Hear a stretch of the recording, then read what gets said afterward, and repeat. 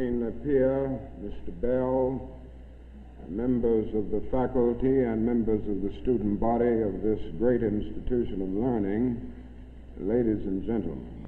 Now, there are several things that one could talk about before such a large, concerned, and enlightened audience.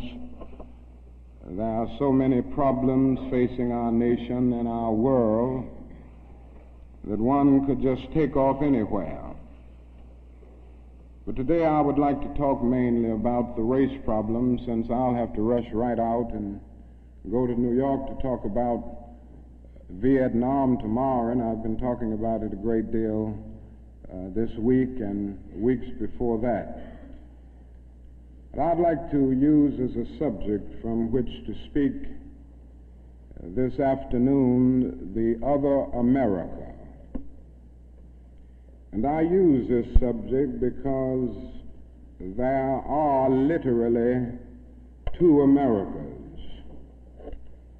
One America is beautiful for a situation. And in a sense, this America is overflowing with the milk of prosperity and the honey of opportunity. This America is the habitat of millions of people who have food and material necessities for their bodies, and culture and education for their minds, and freedom and human dignity for their spirits.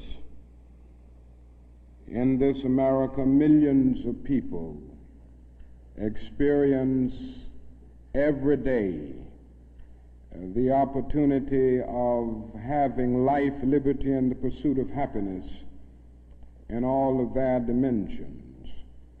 And in this America, millions of young people grow up in the sunlight of opportunity. But tragically and unfortunately, there is another America. And this other America has a daily ugliness about it that constantly transforms the buoyancy of hope into the fatigue of despair. In this America, millions of work-starved men walk the streets daily in search for jobs that do not exist. In this America, millions of people find themselves living in rat-infested, vermin-filled slums. In this America, people are poor by the millions, and they find themselves perishing on a lonely island of poverty in the midst of a vast ocean of material prosperity. In a sense, the greatest tragedy of this other America is what it does to little children. Little children in this other America are forced to grow up with clouds of inferiority forming every day in their little mental skies. And as we look at this other America, we see it as an arena of blasted hopes and shattered dreams. Many people of various backgrounds live in this other America. Some are Mexican Americans, some are Puerto Ricans, some are Indians, some happen to be from other groups. Millions of them are Appalachian whites. Probably the largest group in this other America, in proportion to its size in the population, is the American Negro.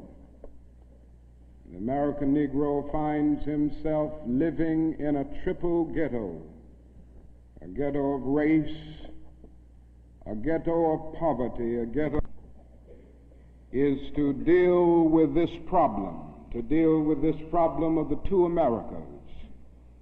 We are seeking to make America one nation, indivisible, with liberty and justice for all.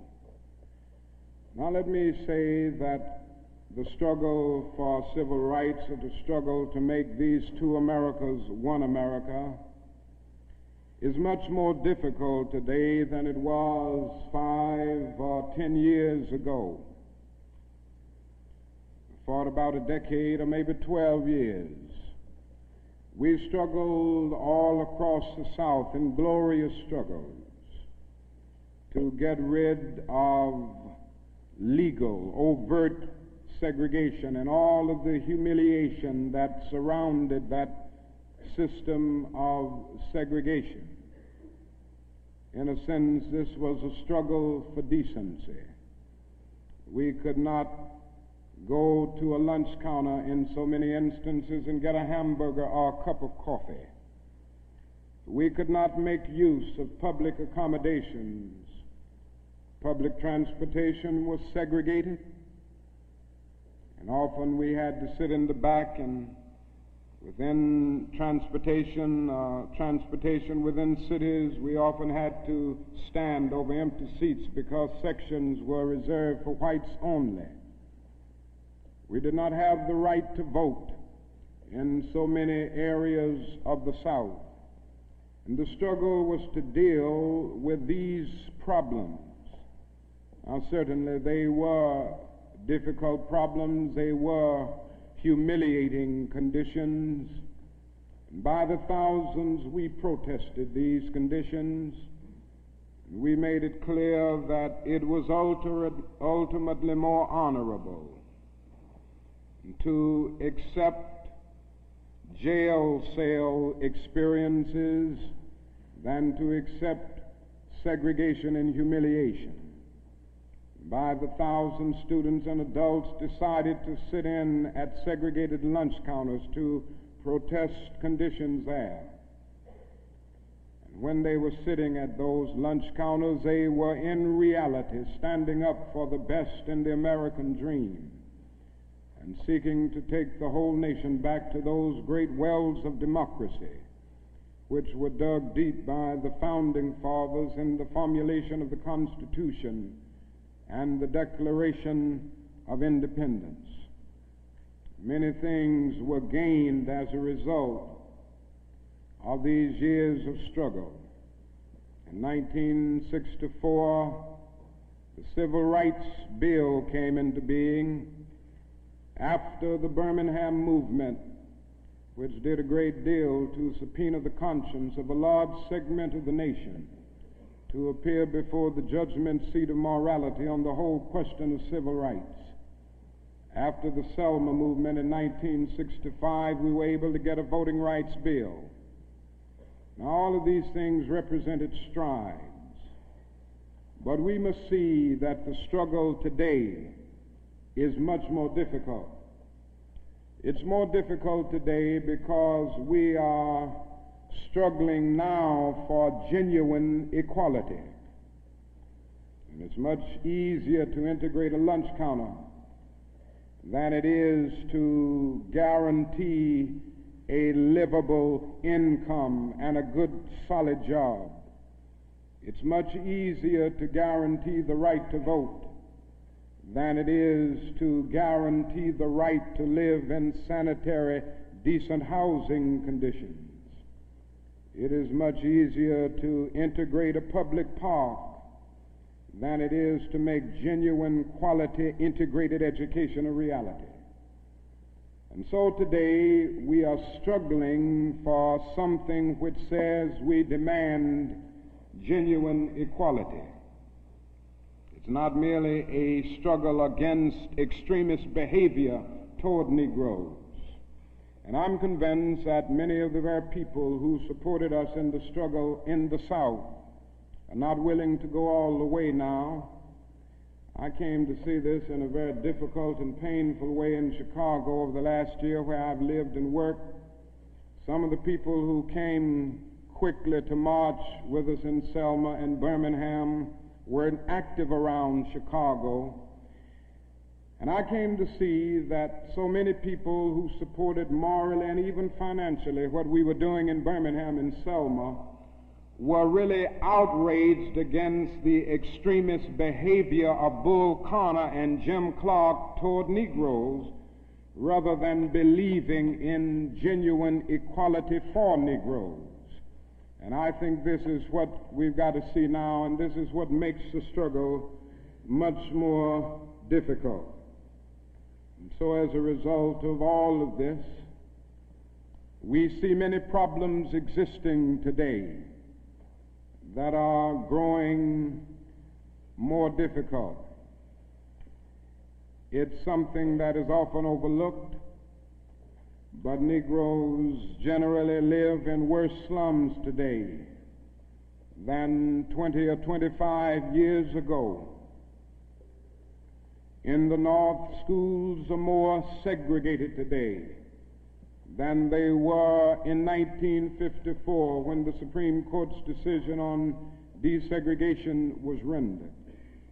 Economically, the Negro is worse off today than he was 15 and 20 years ago.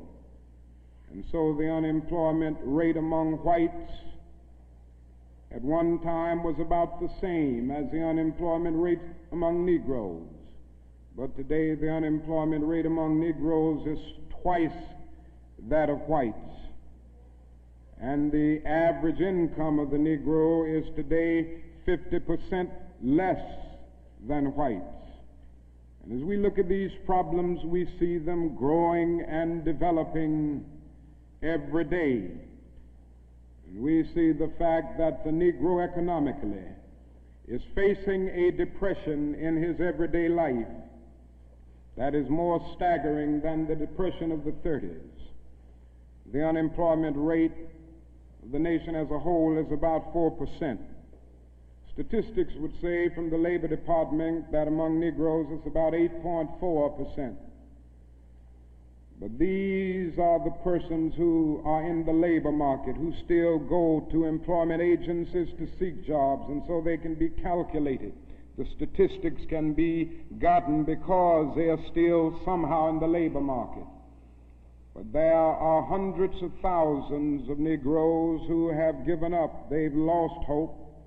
They've come to feel that life is a long and desolate corridor for them with no exit sign. And so they no longer go to look for a job. There are those who would estimate that these persons who are called the discouraged persons would be 6 or 7% in the Negro community. And that means that unemployment among Negroes may well be 16%. And among Negro youth in some of our large urban areas, it goes to 30 and 40%. And so you can see what I mean when I say that in the Negro community, that is a major, tragic, and staggering depression that we face in our everyday lives. Now, the other thing that we've got to come to see now that many of us didn't see too well during the last 10 years, and that is that racism is still alive in American society and much more widespread than we realize. And we must see racism for what it is. It is a myth of the superior and the inferior race.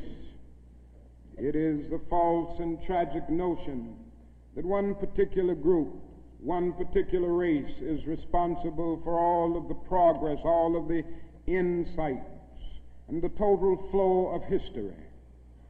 And the theory that another group or another race is totally depraved, innately impure, and innately inferior.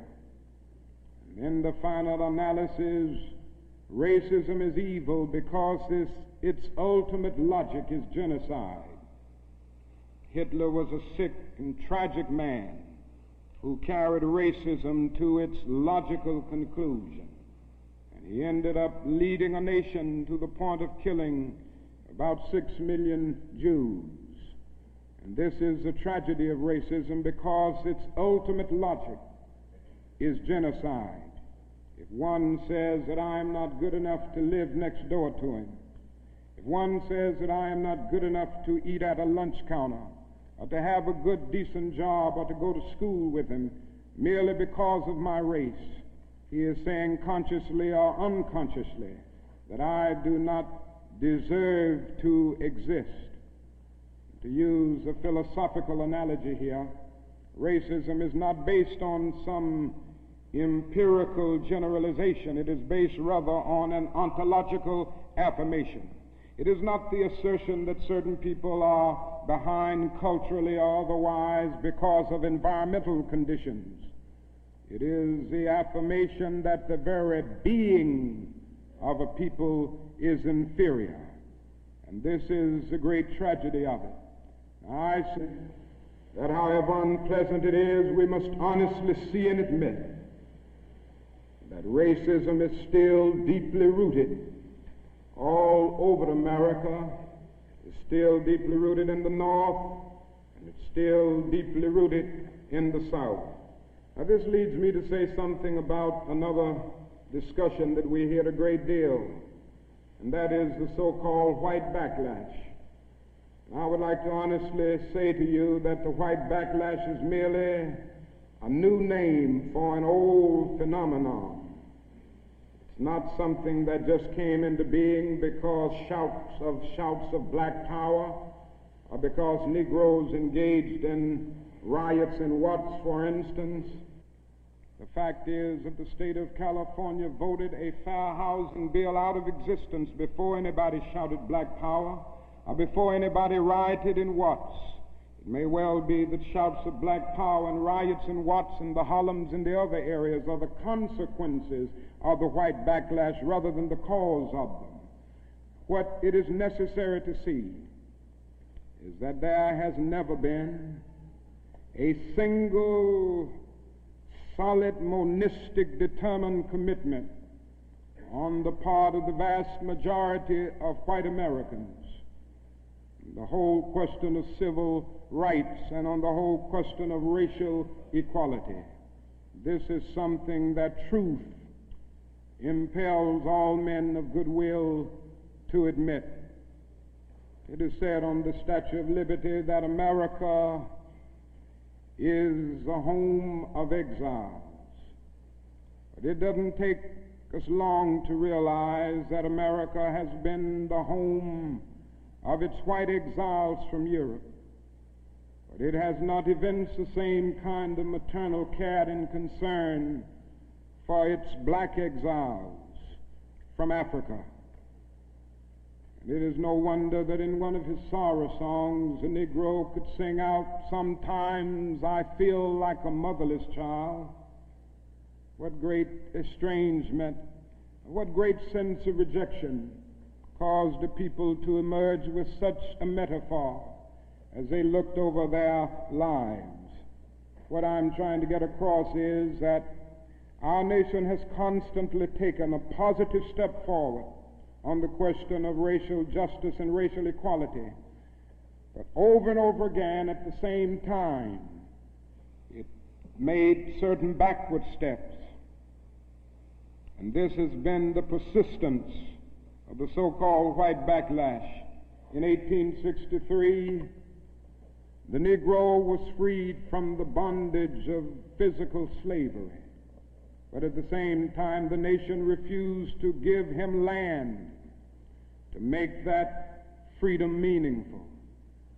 And at that same period, America was giving millions of acres of land in the West and the Midwest, which meant that America was willing to undergird its white peasants from Europe with an economic floor that would make it possible to grow and develop.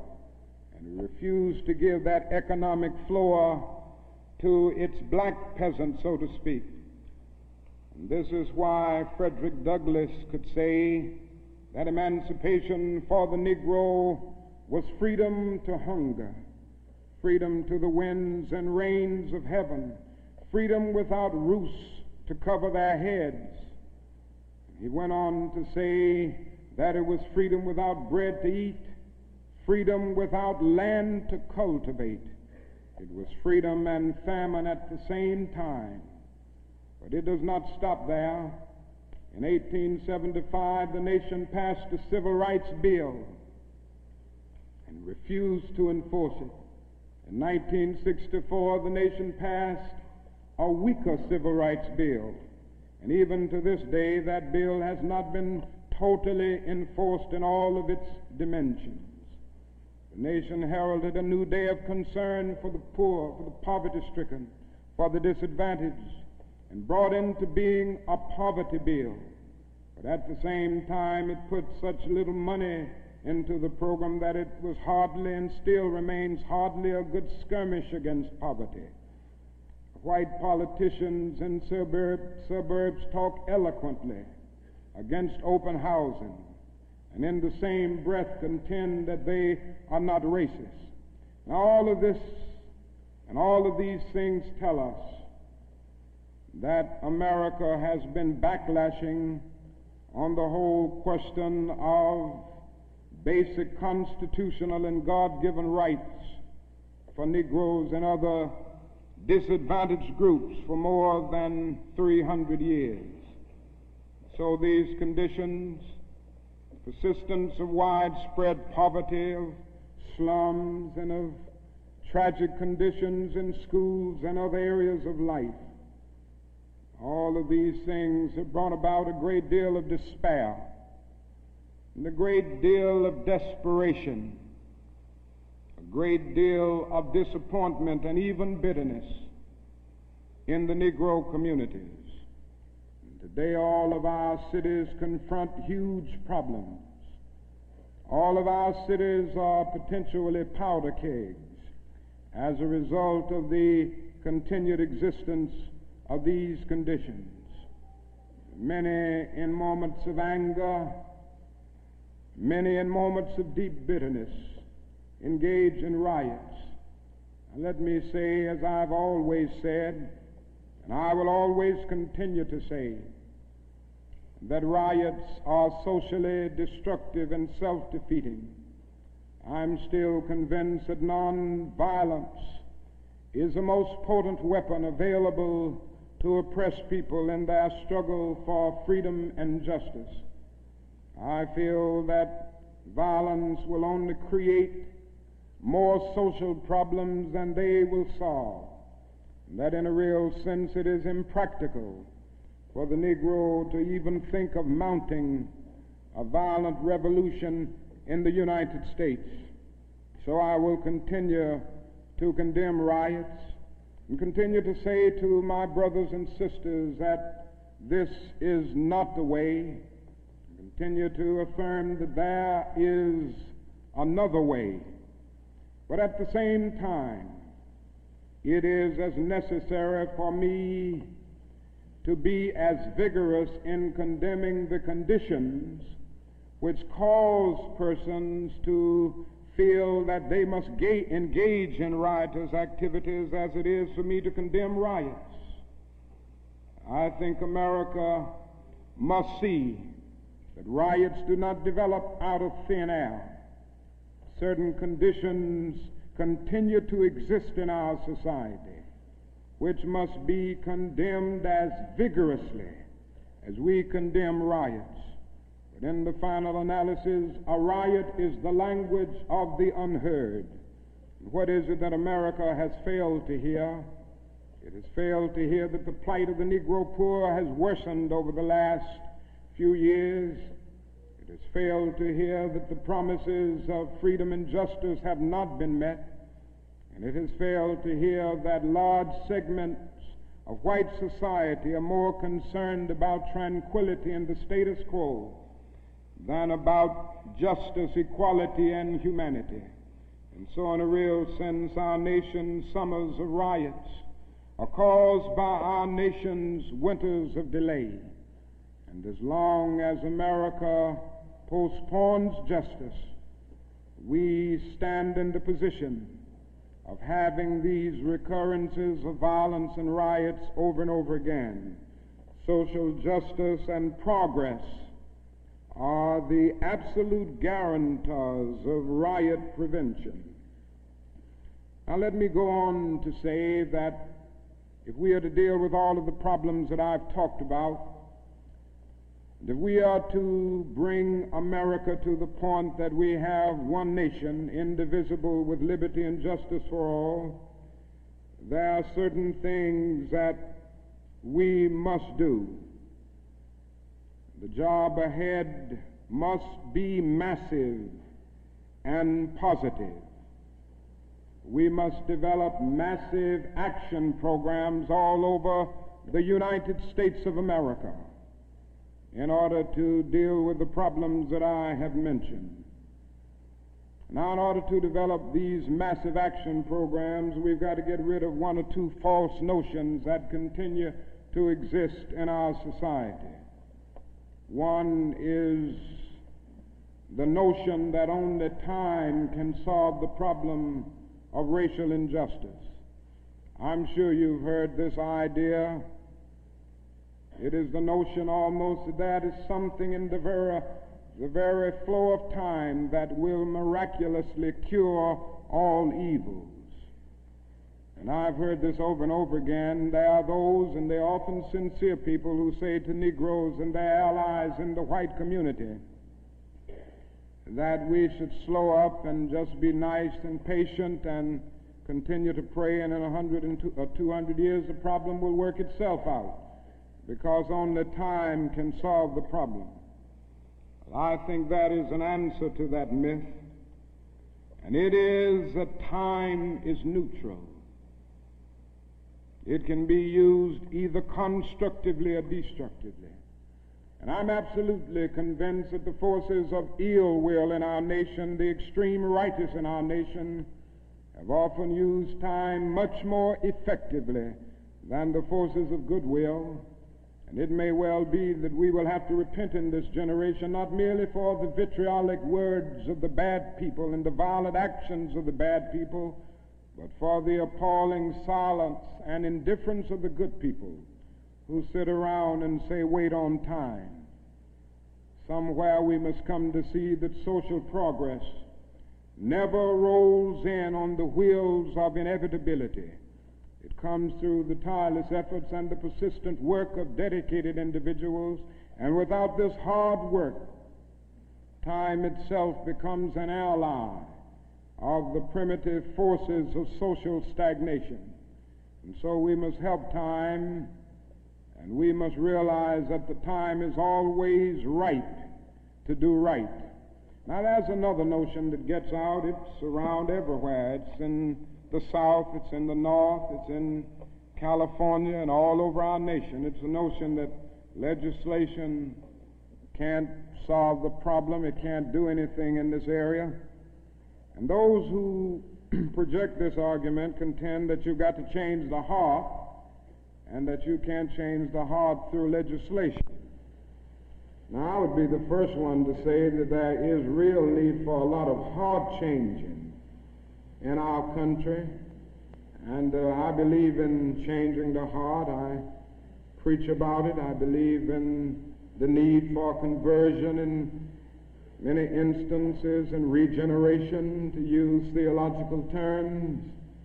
And I would be the first to say that if the race problem in America is to be solved, the white person must treat the Negro right, not merely because the law says it, but because it's natural, because it's right, and because the Negro is his brother. And so I realize that if we are to have a truly integrated society, men and women will have to rise to the majestic heights of being obedient to the unenforceable. But after saying this, let me say another thing which gives the other side, and that is that although it may be true that morality cannot be legislated, behavior can be regulated. Even though it may be true that the law cannot change the heart, it can restrain the heartless. Even though it may be true that the law cannot make a man love me, it can restrain him from lynching me, and I think that's pretty important also. And so while the law may not change the hearts of men, it can and it does change the habits of men. And when you begin to change the habits of men, pretty soon the attitudes will be changed, pretty soon the hearts will be changed. Now, I'm convinced that we still need strong civil rights legislation.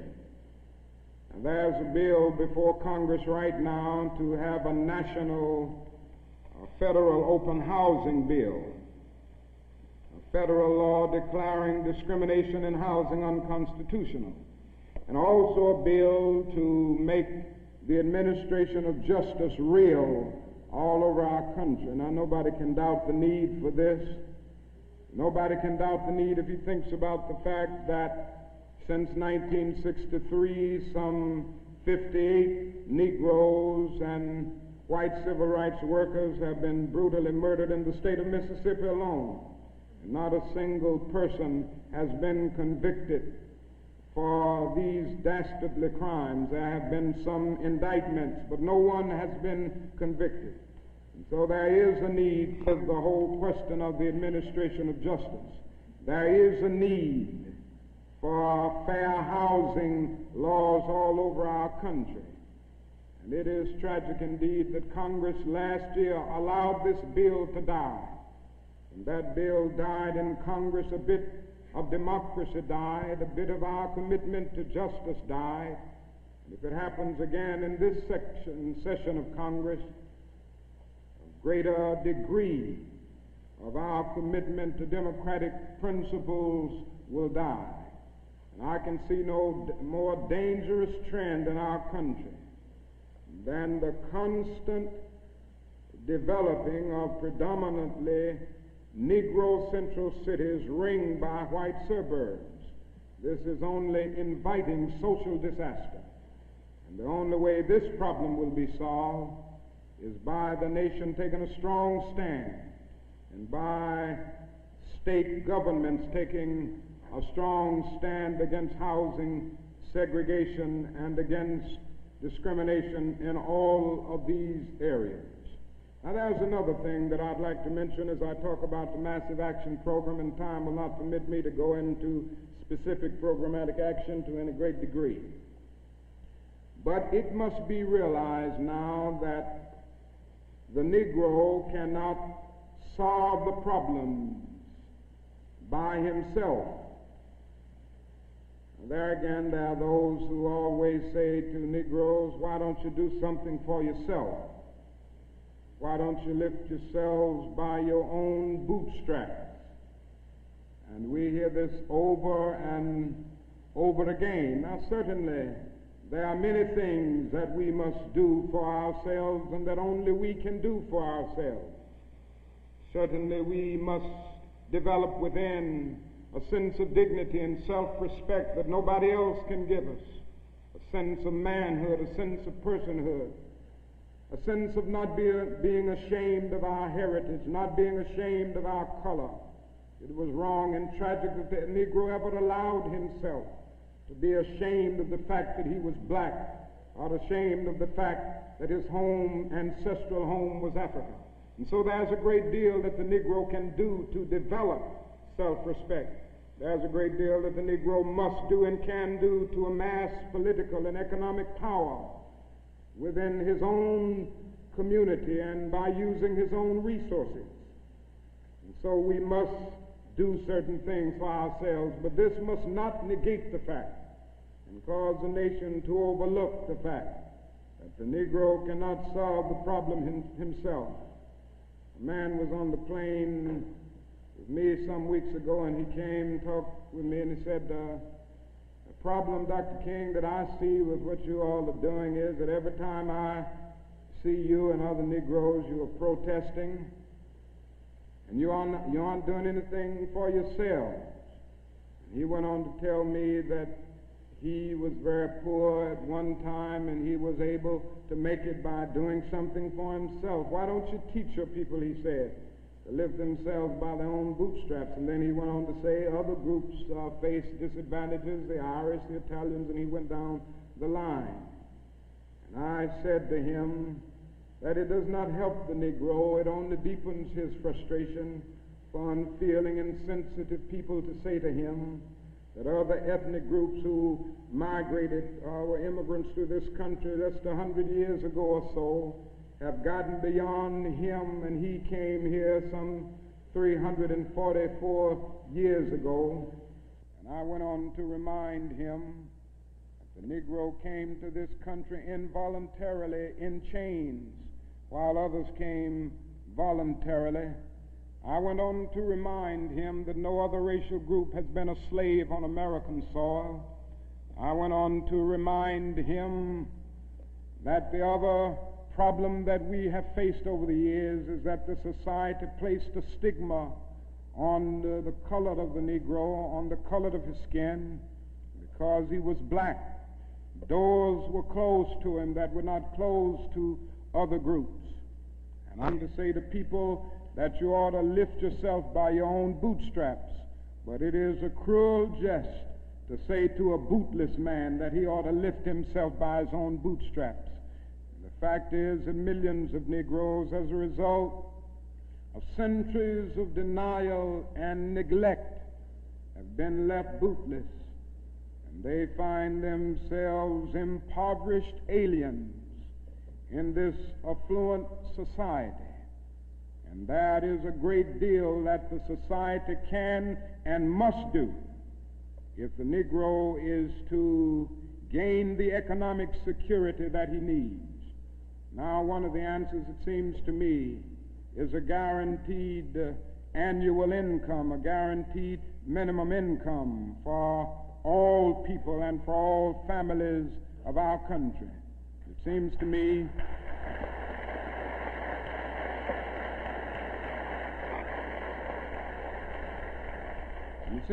that the civil rights movement must now begin to organize for the guaranteed annual income, begin to organize people all over our country and mobilize forces so that we can bring to the attention of our nation this need and this something which I believe will go a long, long way toward dealing with the Negro's economic problem and the economic problem which many other poor people confront in our nation.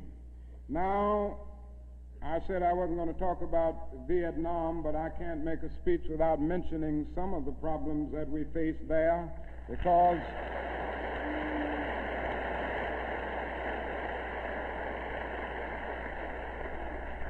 I think this war has diverted attention from civil rights.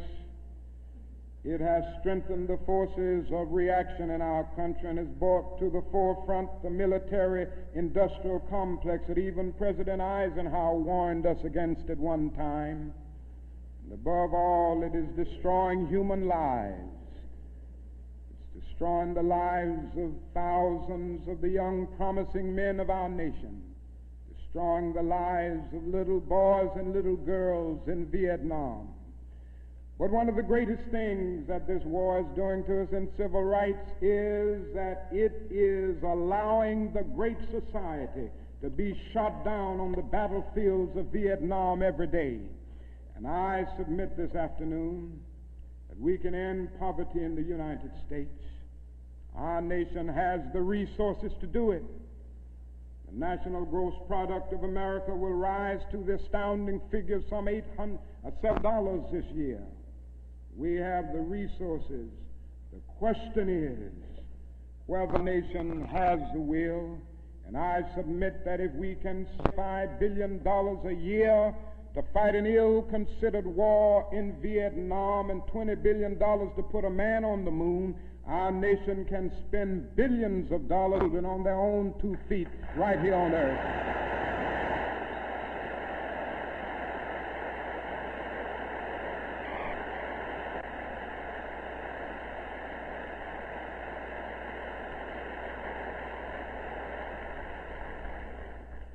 Let me say another thing that's more in the realm of the spirit, I guess.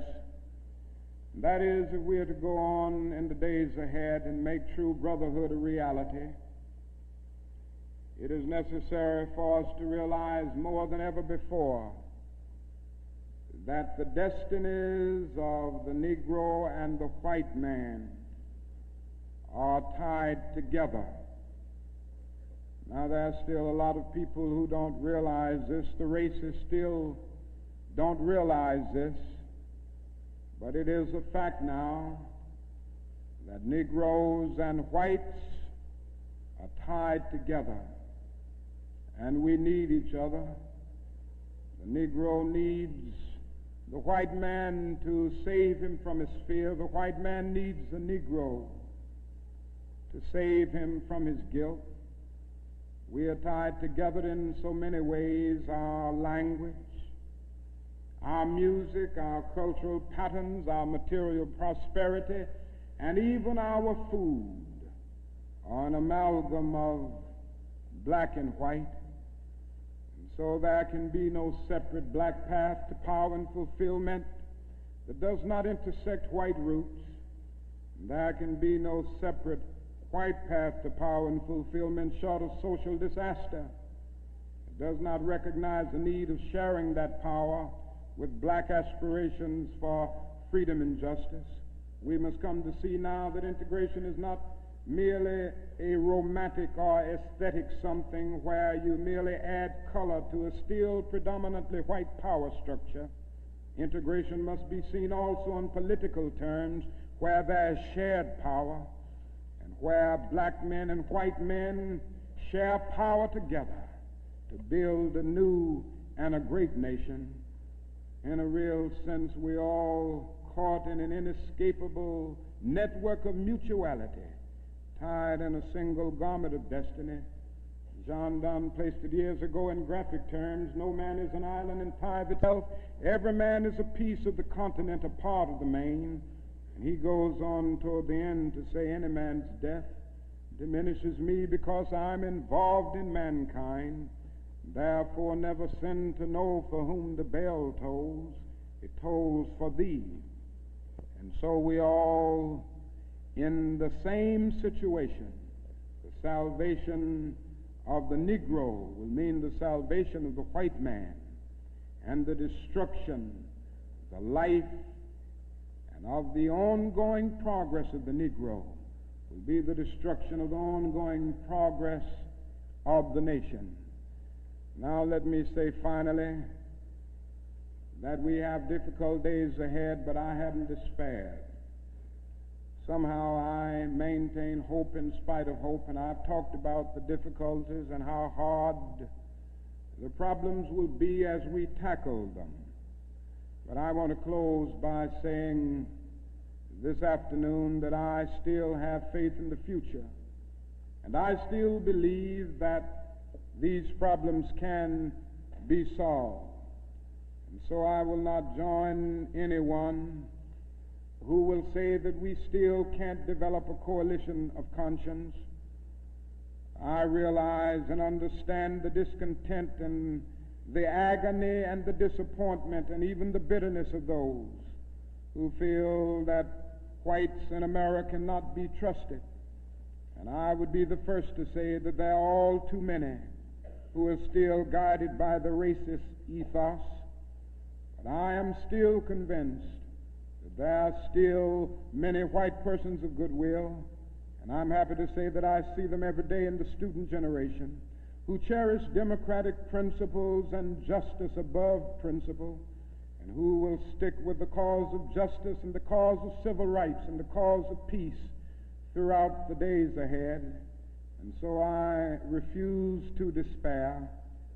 I think we're going to achieve our freedom, because however much America strays away from the ideals of justice, the goal of America is freedom. Abused and scorned though we may be, our destiny is tied up in the destiny of America. Before the Pilgrim Fathers landed at Plymouth, we were here. Before Jefferson etched across the pages of history the majestic words of the Declaration of Independence, we were here. before the beautiful words of the Star-Spangled Banner were written, we were here. And for more than 2 centuries, our forebears labored here without wages. They made cotton king. They built the homes of their masters in the midst of the most humiliating and oppressive conditions. And yet out of a bottomless vitality, they continued to grow and develop. And I say that if the inexpressible cruelties of slavery couldn't stop us, the opposition that we now face, including the so-called white backlash, will surely fail. We're going to win our freedom, because both the sacred head of our nation and the eternal will of the Almighty God are embodied in our echoing demands. And so I can still sing, we shall overcome. We shall overcome because the arc of the moral universe is long, but it bends toward justice. We shall overcome because Carlyle is right. No lie can live forever. We shall overcome because William Cullen Bryant is right. Truth-crushed earth will rise again. We shall overcome because James Russell Lowell is right. Truth forever on the scaffold, wrong forever on the throne. Yet that scaffold sways the future. With faith, we will be able to hew out of the mounting of despair a stone of hope. With this faith, we will be able to transform the jangling discords of our nation into a beautiful symphony of brotherhood. With this faith, we will be able to speed up the day when all of God's children, black men and white men, Jews and Gentiles, Protestants and Catholics, will be able to join hands and live together as brothers and sisters all over this great nation. That will be a great day. That will be a great tomorrow. In the word, to speak symbolically, that will be the day when the morning stars will sing together and the sons of God will shout for joy. Thank you.